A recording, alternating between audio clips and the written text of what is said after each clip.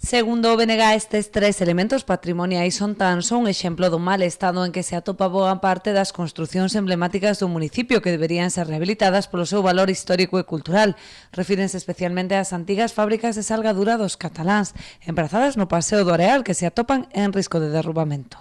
Unha que presentáramos no ano 2016, o goberno municipal de Nos Pobra, naquel momento, se comprometera a, en xaneiro de 2017, facer un concurso de ideas para meterlle man, para ter un proxecto xa a respecto de que facer con esas naves, que sentido darlle e, polo tanto, así poder ter un material consistente co que negociar con costas o mantemento desas naves. Ben, eso era xaneiro de 2017, estamos acabando 2018 e as naves dos areos están caendo, están en situación de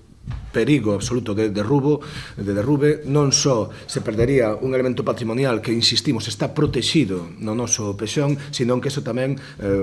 podría ocasionar risco aos viandantes que por ali pasan. Para evitar este risco, o Concello que fixo foi poñer un par de vallas e unha cinta de plástica da Policía Municipal. Na moción inclúen tamén o cruceiro do Cristo do Pichón, no que semella que se vai a cometer unha actuación inminente, posto que xa se instalaron os andamios ao redor da construción. Situación similar atopabas hasta fai pouco o cruceiro do Cristo do Pichón, que dende o verán de 2018, polo tanto van alá xa 3 meses, estaba con unhas vallas ao redor para protexer tamén posíveis caídas de pezas do propio cruceiro. Ben, presentamos a moción